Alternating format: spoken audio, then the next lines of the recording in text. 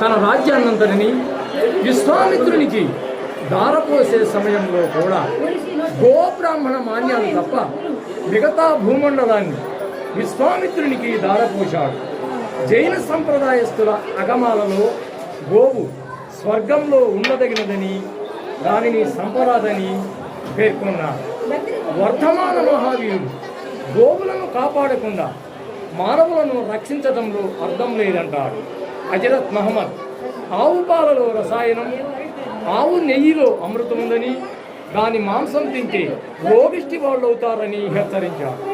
ఒక ఎద్దును వధిస్తే ఒక మనిషిని చంపినట్లుగా భావించాలని యేసుక్రీస్తు సిక్కు మతాన్ని స్థాపించిన గురునానక్ గోబ్రాహ్మణ రక్షణమే తన మతాశయముగా ప్రకటించాడు.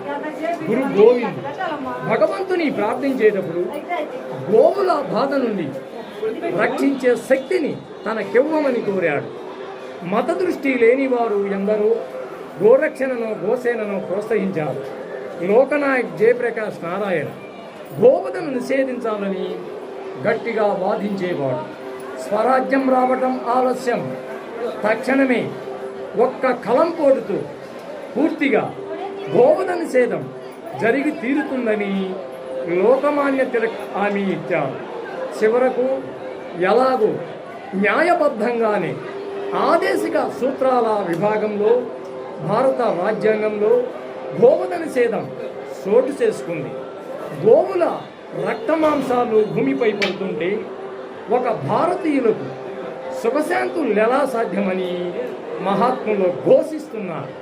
గోవు పాదములు పితృదేవతా నిలయములు, అడుగులు ఆకాశగంగా ప్రవాహ సదృశ్యములు, వెన్ను యమధర్మరాజు, తోక 90 కోట్ల మంది మహర్షులకు నివాస స్థలం, తోక కుచ్చు సూర్యకిరణము, గోమాత మానము, అమృతోపం, పిక్కలు, గుడిగంటలు, పసుపు యొక్క యోని, నల్లని ఏనుగు, పొదుగు పుండరీకాక్షుడు, స్తనములు 4 వేదము, సన్సుట్టు సప్త సముద్రము, ఆవు పాలు పంచామృతాలు, ఆవు పేడ శ్రీ మహాలక్ష్మి, బొడ్డు పొన్నమీపు, కడుపు కైలాసమే.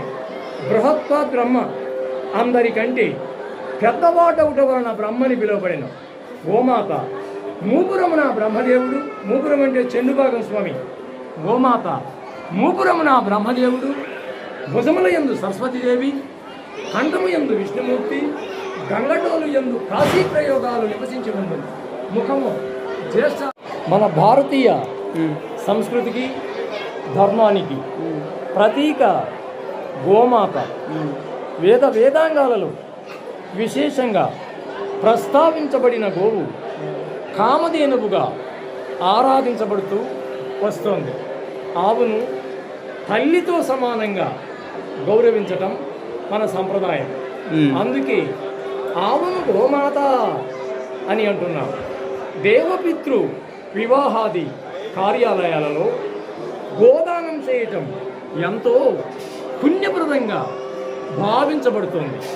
సకల దేవత స్వరూపిణి అయిన శ్రీ మాల్యాద్రి లక్ష్మీనరసింహస్వామి గోమాత ఏకాదశ రుద్రులకు తల్లి, అష్ట వసువులకు పుత్రిక, ఆదిత్యులకు తోబుట్టు. శ్రీ మాల్యాద్రి లక్ష్మీనరసింహస్వామి గోమాత తన అమృతోప మానమైన దుగ్ధము ద్వారా సర్వమానవులను ఉద్ధరించడానికై బ్రహ్మచేత సృష్టించబడింది. బ్రహ్మదేవుడు అమృతం ఆస్వాదిస్తున్న సమయంలో బ్రహ్మ నోటి నుండి జాలువారిన నురుగు ద్వారా గోవులు జన్మించాయట స్వామి. గోవు శరీరంలో 33 కోట్ల మంది దేవతలు నివసించి ఉన్నారని పురాణాలు చెప్తున్నాయి. ఒక్క గోవును పూజిస్తే సకల దేవతారాధనం చేసిన ఫలం లభిస్తుందని మన వైదిక సంప్రదాయస్తులైన హిందువులు భావిస్తున్నారు. సముద్రమదనంలోని కామధేనువు, లక్ష్మీదేవి, కల్పవృక్షం, ఐరావతనం, చంద్రుడు ఆవిర్భవించారు. గోవు పాలతో పాలకడలి పుట్టి శ్రీమన్నారాయణుడి నివాస స్థానమైంది. గోవు పాలను త్రాగిన శ్రీకృష్ణుడు జ్ఞాననిధి అయి సర్వలోకాలను ఉద్ధరించటానికి గీతా జ్ఞానాన్ని ప్రబోధించి జగదాచార్యత్వాన్ని సాధించాడు. శ్రీకృష్ణుని అనుగ్రహాన్ని వాంఛించేవారు గోపూజ చేస్తారు. గోవులను ప్రేమించే కృష్ణునికి గోవులను ప్రేమించే వాళ్ళంటే ఎంతో ఇష్టం. గోవులు మా గృహములకు వచ్చుగాక. గోవుల వలన మాకు శుభములు చేకూరునుగాక. గోవులు మా గోశాలలో ఉంటూ మాపై ప్రసన్నమైన చూపులతో అనుగ్రహించుగాక. అన్ని వర్ణముల గోవుల సంతతి సుసంపన్నమై తెల్లవారే వేళకు ఇంద్రాదుల ప్రీతికై చేయబడే హోమాలకు దుగ్ధములను ప్రసాదించుగాక. అలాగే గోవుల సంతానములైన వృషభములు కూడా ఆరాధనీయులే. గోవులను ఏ దుష్టమృగములు సంహరింప కుండుగాక. పులులు వంటి క్రూర మృగాలన్నీ గోవులకు రక్షణగా నిలుసుగాక. ఈ విధంగా గోవుల సంరక్షణం అత్యంత శ్రేయస్సాధనంగా వేదాలు పేర్కొన్నాయి. భాగవతం, రామాయణం, భారతం వంటి మన పురాణేతిహాసాలలో కూడా గోవుల ప్రాశస్త్యం విశేషంగా వివరించబడటం గమనార్హం. గోదానం చేసిన వారు ఆ గోవుకు ఎన్ని రోమాలుంటాయో అన్ని సంవత్సరాల కాలం స్వర్గాది లోకాలలో హాయిగా భోగాలను అనుభవిస్తూ జీవిస్తారని పురాణాలు చెప్తున్నాయి. అంత పరమ పవిత్రమైన గోవులే మనకు ఐశ్వర్యం. గోక్షీరాలే మనకు జీవనాధారాలు. గోపయస్సే మనకు ఔషధం. గోరోమములే మనకు మంగళకరములు అయిన వాయిద్యాలని ఆపస్తంభ సూత్రం. గోవు శరీరమంతా దివ్యత్వాన్ని సంతరించుకుని ఉంది. సకల దేవతలకు నివాస స్థానం గోస్వరూపం. మాతృత్రయమని అంటారు. అవి కన్న తల్లి మన భూమాత, గోమాతలే అవి అర్చనీయ. గోవు మలమూత్రాదుల ద్వారములే లక్ష్మీ నివాస స్థానాలు. గోవులు ఉన్న చోట అశౌషాదులు, స్పర్శదోషాలు ఉండనే ఉండవు. గోవు ప్రసవించే సమయంలో గోవు చుట్టూ ప్రదక్షిణం చేస్తే అమితమైన పుణ్యం కలుగుతుంది. కపిల వర్ణగోవులు ఇచ్చే పాలు భగవంతుని అభిషేకానికి ఎంతో ప్రాశస్తములు.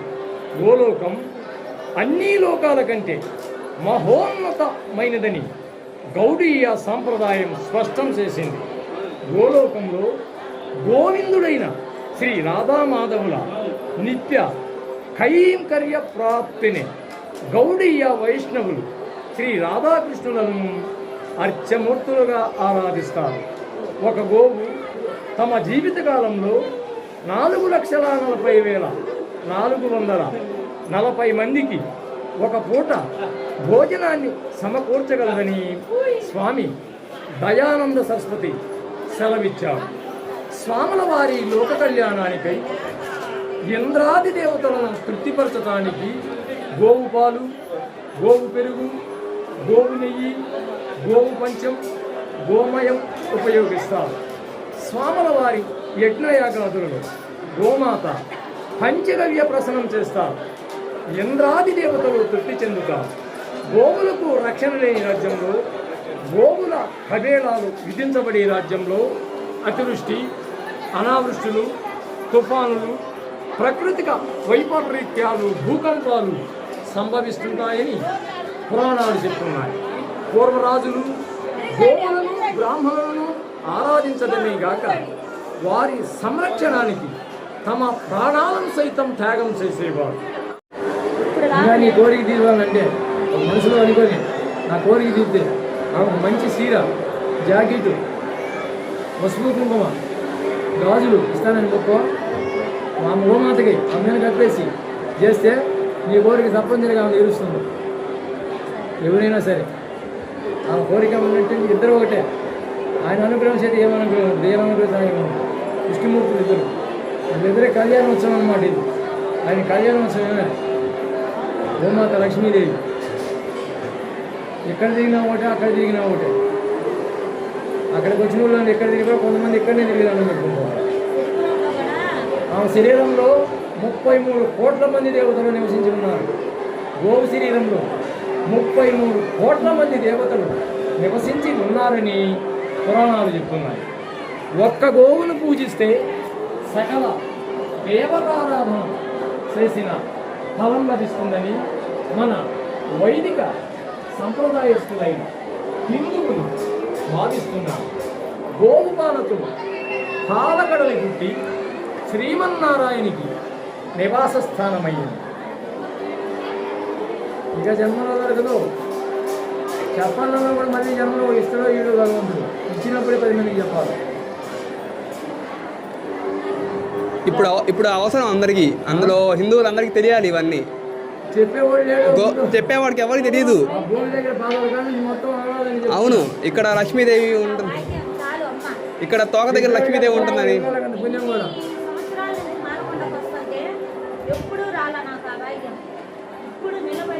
నేను చెప్పే పాయింట్లలో హైకోర్టు జడ్జి కూడా తప్పలేకపోయాడు. అతను నచ్చి తవలేసిపోయాడు.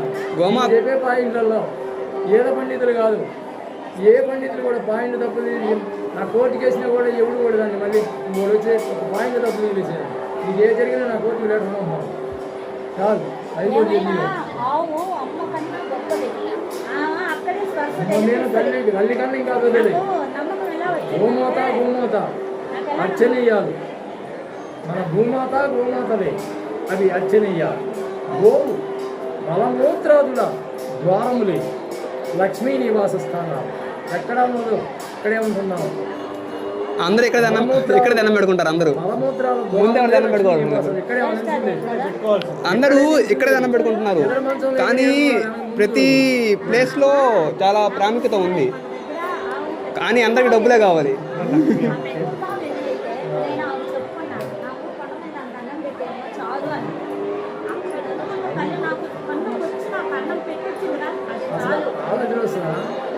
ఆవులు వస్తే 33 కోట్ల దేవతలు నీకు ఎదురొస్తున్నాయి. ఆవులు 33 కోట్ల మంది దేవతలు నివసించుకుంటారు. ఆవులు ఎదురు 33 కోట్ల దేవతలు నీకు అవకాశం ఇస్తేనే ఆమె ఎదురు వచ్చేది. మంచి లాభం వచ్చినా కూడా వచ్చినట్టే ఉంటుంది, దగ్గరికి పోతాను.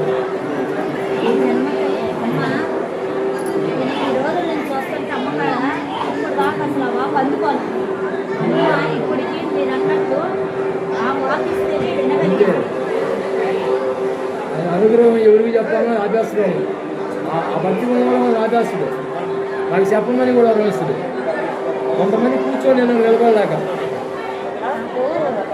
కూర్చొని నిలబడలేక కూర్చొని స్వామి పెట్టుకుంటుంది. నేను అందరిలాగా బిడ్డ, అందరిలాగా బిడ్డ, నేను మామ జన్మ.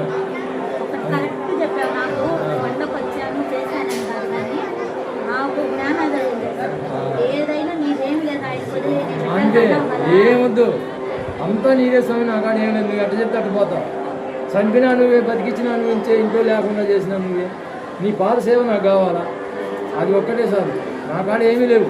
మనిషిలో ఉన్న ఆత్మ ఉంది నాకు. నీకు ఇచ్చాను నీ ఆత్మ, నా ఆత్మనే. నువ్వేమైనా చేసుకో, నీ పాద సేవ అంతే అనుకోవాలి. కానీ ఇంకేమనుకోకూడదు. ధనధాన్యాలు ఆలోచించకూడదు. ధనధాన్యాలు మేము ఆలోచన వాడికి భగవంతుని అనుగ్రహం రాదు. వీడికి మనసు మారిపోతుంటుంది, డబ్బు కాపుతుంటుంది. అని అనుగ్రహం ఆయన మీద పడింది. దానికి అన్నీ ఆయన అన్నీ రావడం. నాకేం లేదు, అసలు తింటానికి అన్నం లేదు. అసలు పొద్దుసం పని చేసుకుని వచ్చి ఇల్లు లేదు ఉండడానికి. తడుస్తా పండుకున్నాం తెల్లని పిల్లకాయలు. వర్షాలకు తట్టుకోలేక తడుస్తానే పండుకున్నాం. కోతులు తిన్న పూలు తిన్నాం. ఇంట్లో ఏముంటానికి లేక ఆ రహనాడు కొండ ఎక్కినా కానీ చూశాడు. నాకు ఇల్లు కట్టించాడు, పిల్లలు చదువు సంజయ్ చెప్పాడు.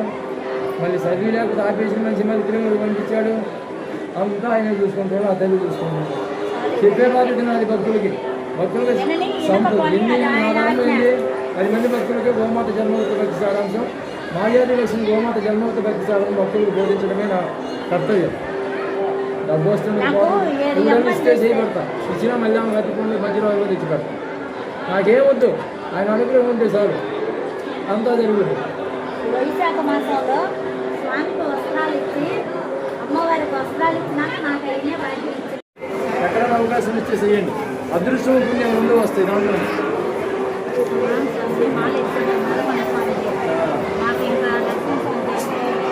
డబ్బులు వస్తుంటాయి పోతుంది, ఈ కాదు భగవంతుని అనుగ్రహం జరగాలండి. సామాన్యంగా వరకు డబ్బులేంటి ఎలా వస్తాయి రేపు పోతుంది. ఆయన అనుగ్రహిస్తే అన్నీ వస్తాయి. అంతాడు కూర్చుంటుంది వచ్చి, ఆయన అనుగ్రహం ఎప్పుడు ముఖం మీద పడుతుందో భక్తి ఉంటుంది, డబ్బులు వస్తుంది, మంచి పేరు వస్తుంది, పేరు ప్రతిష్టలు వస్తాయి. ప్రపంచవ్యాప్తంగా కూడా పైకి వచ్చేస్తారు ఆ కుటుంబ వారసులు. అనుగ్రహం దొరకాల డబ్బు చేయండి. బాల సేవ చేయాలంటే ఎవరికన్నా దొరికే పని కాదు. నేను స్నానం చేసి వచ్చాము, స్నానం చేయాలంటే అప్పుడు దాకా ముట్టుకోను. రోజు శనివారం ఒక్కరోజు మాత్రమే, మిగతా శుక్ర శని బుధవారం వారానికి 3 రోజులు నా డ్యూటీ. గోలు స్వామి ఉన్నాయి, వాడి వైద్యం చేసేది నేనే. విశ్వనాథ్లో పనిచేశాను, ఇక్కడ డాక్టర్ నేను. లేదు సార్, అక్కడ కాంగ్రెస్ ఉంటుంది కదా, అక్కడ కట్టేస్తాం, అక్కడ కట్టేసి పోషిస్తాం. నైట్ డ్యూటీ కొడుకు ఉన్నాయి, వాళ్ళు చూసుకుంటారు నైట్లో. నేను మాత్రం శుక్ర శని బుధవారం కానీ వేస్తాను, కానీ వారానికి 3 రోజులు వచ్చేస్తాను. అక్కడ ఏదైనా ఆవులు బాగాలేకపోతే మధ్యలో 4-5 రోజులు వచ్చి వాడు వైద్యం చేసుకుంటాను. నాకు ఇచ్చేది 5,000 ఇస్తారు డబ్బు కోసం. కోటి గుడులకు తులసి వనముకు నివాస స్థలం, చెవులు శంకు చక్రములు, కళ్ళు కలువరేఖలు సూర్యచంద్రులు, ముక్కు సంపద, నాలుక శ్రీమన్నారాయణ స్వరూపం, దంతములు సమస్త దేవతా స్వరూపాలు, కళ్ళు పరమేశ్వరిని స్వరూపం, నోరు సమస్త బ్రహ్మాండ స్వరూపం, సమస్త ఐశ్వర్యాలకు గోమాతే నిలయం. అష్ట ఐశ్వర్యాలు గోవులోనే నివసిస్తాయి. గోలక్ష్మి సేవతో రైతు ధనవంతుడవుతాడు. పాడి పంటలు తాను అనుభవిస్తూ ఇతరులకు కూడా పంచుతాడు.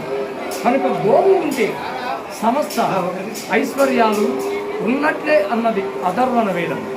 వేదాంతములు అంటే వేదముల చివరి భాగంలో ఉండే ఉపనిషత్తులే, సమస్తమైన ఉపనిషత్తులే గోవులు. వేదములలోని వేదాంతములలోనూ ప్రతిపాదింపబడిన ఆ పరబ్రహ్మమే శ్రీకృష్ణునిగా అవతరించి గోపాలుడై, గోవిందుడై, గోవర్ధనుడై గోవుల వెంట తిరిగాడు శ్రీకృష్ణ పరమాత్మ. ఉపనిషత్తులతో చెప్పబడిన విషయములలోని సారాంశమంతా ఆ శ్రీకృష్ణ పరమాత్మ చెప్పిన గీతామృతం అనే గోవు పాలు. గీతామృతం అనే గోవు పాలు అర్జునుడే దూడ, మంచి బుద్ధిమంతుడైన జ్ఞానియే గోక్క. పై వాటన్నింటినీ అనుభవంలోనికి తెచ్చుకునేవాడు. పంచపాండవులలో ఒకడైన సగదేవుడు పశువైద్య శాస్త్రాన్ని రచించాడు. శరకము, సుశ్రుతము, ధన్వంతరి, భావప్రకాశము మొదలైన ఆయుర్వేద గ్రంథాలెన్నో గోవుల వలన కలిగే ప్రయోజనాలను వర్ణించలేమని, లెక్కించి చెప్పలేమని అన్నాయి. గోవులు, వేదాలు, ప్రతివతాశ్రీలు, సత్యవాదులు, వినయశీలలు, దానశీలలు ఇంకా ఈ భూమిపై నలయాడుతూ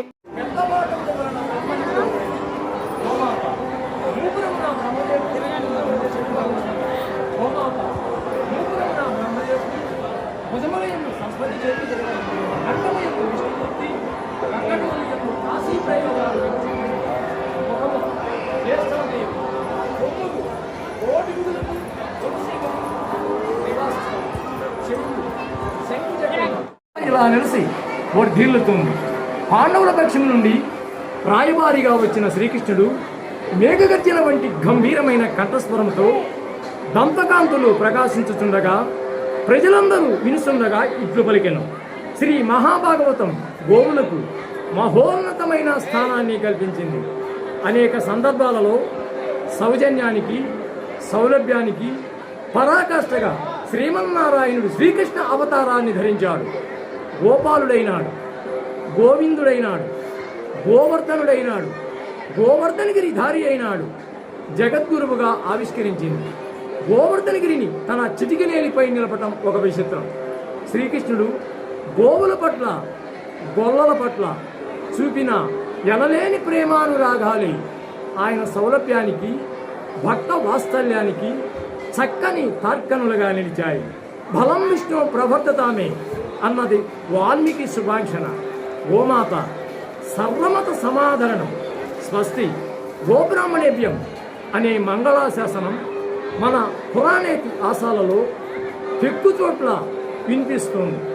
అంతేకాక విభిన్న మతస్థులు కూడా గో సంరక్షణాన్ని ప్రోత్సహించారు. గోమాతను విశ్వమాత అనటం సంసితం. మానవుల అందరి పట్ల మమతానురాగాలను సమానంగా పంచిపెడుతుంది. ఒకానొక సందర్భంలో బ్రహ్మదేవుడు ఒకే కులాన్ని రెండుగా విడదీసి గోవులుగాను బ్రాహ్మణులుగాను సృష్టించాడట. యజ్ఞ యాగాది క్రతువులకు గోవులు ఆవిస్తులను అందిస్తుంటే బ్రాహ్మణులు వాటికి సంబంధించిన వేదమంత్రాలతో అన్వయిస్తారు. మంత్రతంత్రం బ్రాహ్మణాధీనం, బ్రాహ్మణోమ దేవత అని శ్రీకృష్ణ పరమాత్ముడు వెల్లడించాడు. అందువలననే గోవులు బ్రాహ్మణులు సర్వదా వర్ధిల్లాలని వేద పురాణాలు స్వస్తివాచకాలను పలుకుతున్నాయి. బోళాశంకరుని వాహనం నంది అంటే వృషభం అన్నమాట. శివాలయాల్లో నందికి నమస్కరించాకనే శివదర్శనం చేస్తాం. వృషభదేవుని చిహ్నం ఎద్దు, బలిమికి ఎద్దు చిహ్నం కాగా కలిమికి గోవు చిహ్నం. గోవుల సంఖ్య బలంపైనే ఆనాదిక సంపద స్థాయిని నిర్ణయించేవాడు. అదే గోసంపద. పితృకర్మల్లో చేసే గోదానానికి విశేష ప్రాముఖ్యం ఉంది. మానవుడు మరణించాక యతనా శరీరంతో యమలోకానికి వెళ్తాడని, రక్త మాంసాలతోనూ సీముతోనూ ప్రవహించే వైతరణి నదిని దాటిపోవలసి ఉంటుందని, అలాంటి సమయంలో భూమి మీద తన వారసులు గోదానం చేస్తే దాని తోకబట్టుకొని వైతరణి నదిని సునాయసంగా దాటుతాడని పురాణ ప్రశస్తి. పారసీకులు ఆంబోతును ఆరాధిస్తారు. ప్రాచీనమైన నాణేలపైన, పిరమిడ్లపైన ఎద్దుల బొమ్మలను వాళ్ళు చిత్రించేవారు. ధనుర్మాసంలో మన వాకిళ్ల ముందు ఆవు పేడతో గొబ్బెమ్మలను పెట్టుంటాం కదా, ఆ గొబ్బెమ్మలు ఆవు పేడతో చేసినవి.